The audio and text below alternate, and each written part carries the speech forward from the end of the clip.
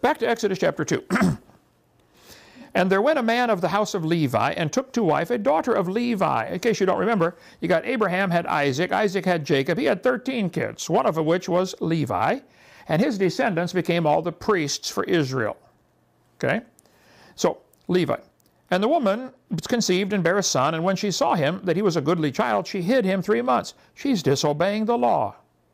You're supposed to have the kid killed, aren't you? She's violating the law. Yep, sometimes you just have to do that.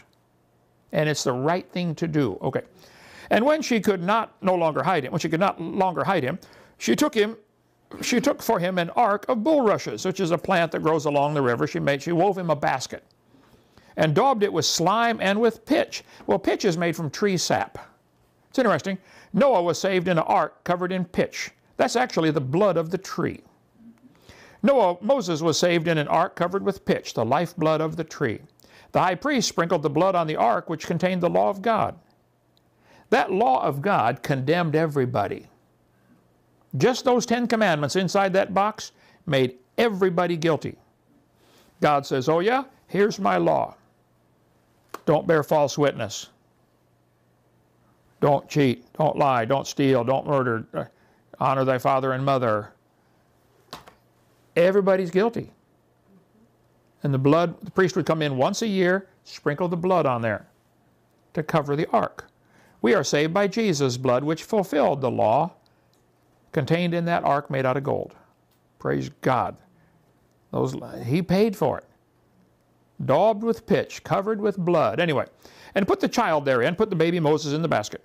And she laid it in the flags by the river's brink, and his sister stood afar off, who was about, I think, 7 years older. Okay, the 7-year-old girl, here's her baby brother floating in the river. To wit, what would be done to him? Watching what's going to happen to baby brother. How much older are you than your brother? 6 years. 6 years. Okay, about the same when he was little. And the daughter of Pharaoh came down to wash herself at the river, and her maidens walked along by the river's side. And when she saw the ark among the flags, she sent her maid to fetch it. Hey, girls, go get that. What's that floating over there in the river? And when she had opened it, she saw the child, and behold, the babe wept. And she had compassion on him, and said, this is one of the Hebrews' children. Then said his sister to Pharaoh's daughter, she's hiding there watching this, hey, excuse me, ma'am, shall I go to call to thee a nurse of the Hebrew women, that she may nurse the child for thee? And Pharaoh's daughter said to her, go. And the maid went and called the child's mother. And Pharaoh's daughter said unto her, take this child away and nurse it for me, and I will give thee thy wages. She's going to get paid for raising her own child. What a deal. And they had telephones back then. And the woman took the child and nursed it. And the child grew, and she brought him unto Pharaoh's daughter, and he became her son. Now this is important. In Egyptian thinking, an adopted child is just like there's no difference. It's a real child. So since this is Pharaoh's daughter, this boy Moses is going to be raised to be the next Pharaoh, or to be, in the royal family. Royalty.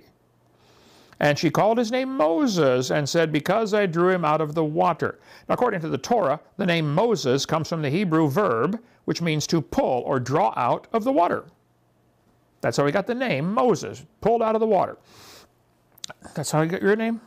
Probably from the Bible. Huh? Came out of the water. You came out of the water? Yeah. You going to throw him back in? Some days you do, right? Okay. And it came to pass in those days when Moses was grown, that he went out unto his brethren. See, his mama, back in those days, they would nurse kids until they're 3 or 4 years old. Might be a little embarrassing in Walmart. Hey, mama, shut up, kid, not here. Okay. And it came to pass in those days when Moses was grown. So mother probably taught him all kinds of things. How to talk. Maybe 3 or 4 years old. Son, you're going to have to go live with Pharaoh's house, but you're really one of us. You're really a Jew. Don't you ever forget that, son. So he's been raised for nearly 40 years now. He's 40 years old. And he saw 2 guys fighting, 2 Jews fighting.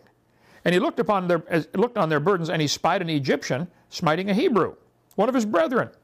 And he looked this way and that, and when he saw that there was no man, he slew the Egyptian and hid him in the sand. And when he went out the second day, behold, 2 men of the Hebrews strove together. And he said to him that did the wrong, wherefore smitest thou thy fellow? It's obvious sometimes in a fight who's wrong. Like, why are you hitting? Why are you picking on that guy? And he said, who made thee a prince and a judge over us? Intendest thou to kill me as thou killest the Egyptian? And Moses feared and said, surely the thing is known. How could it be known what Moses did yesterday? He saved the guy's life. Remember, the Egyptian was beating him up. Moses killed the Egyptian, which means the very guy he rescued must have ratted him out. Yeah. Like in my case, I was shocked at the Christians who testified against me at trial and turned me in and started the whole case. Yeah. And they get a 20% finder's fee for doing that. So they can build another building. I'll tell you about that some other time. Okay. Who made thee a prince? Okay, so, no. So, when Pharaoh heard this thing, he sought to slay Moses. I'm going to kill that guy. This is the guy in line to be the next Pharaoh. Oh, you're going to be nice to the slaves? No. But Moses fled from the face of Pharaoh and dwelt in the land of Midian, and he sat down by a well. Sometimes you just have to run away from the problem, okay? And Moses did. Now, the textbooks will say, or the Bible maps and stuff, will call Mount Sinai right here in the Sinai Peninsula. This is baloney, okay? This is not Mount Sinai. Mount Sinai is over here. It says so in the book of Galatians. Sinai is in Arabia. So Moses fled all the way over to Midian, right exactly where Mount Sinai is. 40 years later, he's 40 years old. He's going to come back now in a couple of weeks with all the Jews. They're going to cross over the Red Sea over here and end up right in his home stomping ground. He knows this area. The priest of Midian had 7 daughters, and they came and drew water and filled their troughs to water their father's flock, and the shepherds came and drove them away. It's a group of 7 girls from one family. The shepherds loved picking on them. No, you don't get to water your sheep. We go first. But Moses stood up and helped them. Sometimes you got to stand up for those weaker in need and just take a stand for them. And he watered their flock. And when they came to Reuel, their father, he said, how is it that ye are come so soon today? Hey, girls, you're back early. What happened? Usually it takes you a half hour to fight with those dumb shepherds. And they said, an Egyptian delivered us out of the hand of the shepherds. Now Moses was actually a Hebrew. But he'd been living with the Egyptians for 40 years, and he must have looked like them and talked like them and smelled like them. You got to be careful who you hang out with. Everybody will think you're one of them if it's a bad crowd. He delivered us out of the hand of the shepherds, and also drew water enough for us, and watered the flock. And he said unto his daughters, and where is he? Why is it ye have left the man? Why did you leave a man like that? Great question we could go preach on for an hour. Why would you leave a man like that? Bring him home. I want to get one of you girls married off to that guy. Call him that he may eat bread. And Moses was content to dwell with the man, and he gave him Zipporah, his daughter.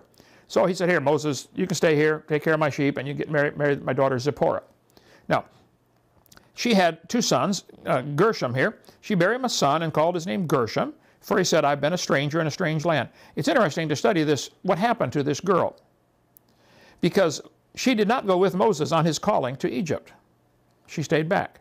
The father-in-law in chapter 18 brought her out and the 2 kids to see Moses when they were coming out in the wilderness. But apparently something happened, because he ended up with another wife from Cush. Where's that, in Numbers 18? I should have got the verse in there. But the Ethiopian, Moses married an Ethiopian woman, a black woman, which is fine biologically and fine scripturally. It might be some social problems, but it's perfect. No law against that. Okay. And it came to pass by the way of the inn in Exodus 4, this is 2 chapters later, the Lord met him and sought to kill him. And Zipporah, that's the wife he got, took a sharp stone and cut off the foreskin of her son, because she did not want to circumcise her child. Wow. Moses knew you're supposed to do this. She didn't do it. So now, instead of a baby, the kid's a couple years old. I think it's probably a lot better to get circumcised as an 8-day-old, and you don't remember, okay? Then when you're 3 years old, no, Mommy, you're going to do what? Okay. And she cast it at his feet and said, surely a bloody husband art thou to me. And so he let him go. And she said, a bloody husband art thou because of the circumcision. Sometimes women get upset over the dumbest things. The man's just trying to serve God, do what God says, and she gets mad about it and ended up losing her position. And Miriam and Moses, there it is, Miriam and Aaron spake against Moses because of the Ethiopian woman he married in Numbers 12. Yeah, okay. Back to chapter 2. And it came to pass in process of time that the king of Egypt died, and the children of Israel sighed by reason of the bondage, and they cried, and their cry came up unto God by reason of the bondage. Look, you got trouble and trial in life, you just keep calling out to God. God will listen. Have you ever cried out to God because of your bondage? God wants us to do that. Maybe you've got some kind of bondage in your life. Maybe it's some kind of habit. Maybe you're addicted to something. Maybe you're in bondage to who knows what. How many drugs are there now out there people can get stuck with? I was in prison, hundreds of guys that got there because of their bondage to drugs. Hundreds of them. Or to cigarettes, or to alcohol, or gee whiz, all kinds of things. Anyway, and God heard their groaning, and God remembered his covenant with Abraham. You know, it's a good thing to remember. When you make a covenant, you ought to remember it. He remembered his covenant with Abraham, Isaac, and Jacob. And God looked upon the children of Israel, and God had respect unto them. God said, I remember, I made a promise to Abraham.